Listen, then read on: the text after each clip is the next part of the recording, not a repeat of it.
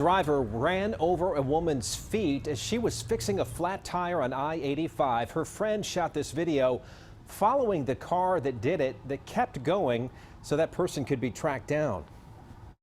Every day I have visions, flashbacks of the car hitting me. Now, it was because of that video, and you can see the license plate, that police did catch the driver. This shows you what was happening. Her tire right there, she was fixing it, maybe kneeling down on one knee, and that's when the car veered over and from behind clipped her legs.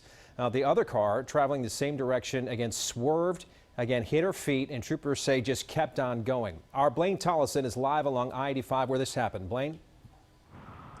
This led to a personal life crisis for the woman hit, Neilanda Hopper. Now listen to this. The day this happened, her friend came to the side of the road with a tire iron to help her fix a flat tire. It was that friend's cell phone video that helped troopers, but didn't lead to a conviction for hit and run in this case.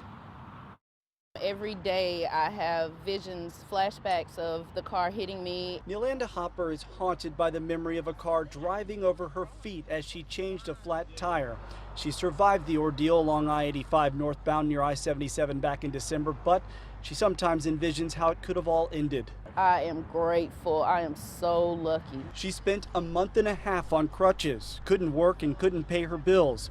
But the worst part, she says, the driver of this Honda seen in this video, who was found, never got charged with a hit and run and never went to jail. I don't have the words to describe how I feel, really, but it's very heartbreaking.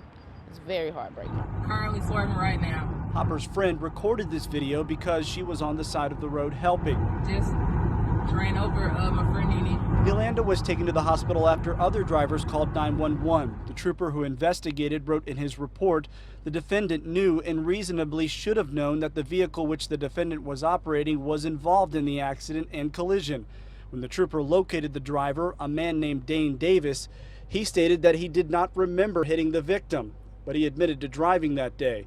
Last month, Davis was convicted of making an unsafe movement, which is a minor traffic violation. But he actually ran over my feet. I was in the hospital. Hopper, who is still recovering, wants more done, not just for her case, but for any person or family affected by something like this. I think this should be handled with the DA prosecuting this man, well, filing charges at least for felony hit and run, or at least misdemeanor hit and run. The DA's office told me when a trooper issues a citation, even in some hit and run cases, it's up to him or her to make an arrest at that time. I want to point out that Davis has another pending case for driving with a revoked license. As for Hopper's case, I'm waiting on more specifics from the DA's office as to why that hit and run charge was reduced. Scott? Interesting to find out why. Thank you, Blaine.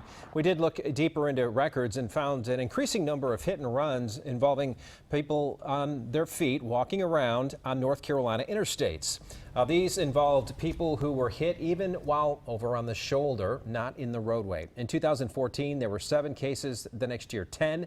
Between 2016 and 18, cases ranged from 17 to 20.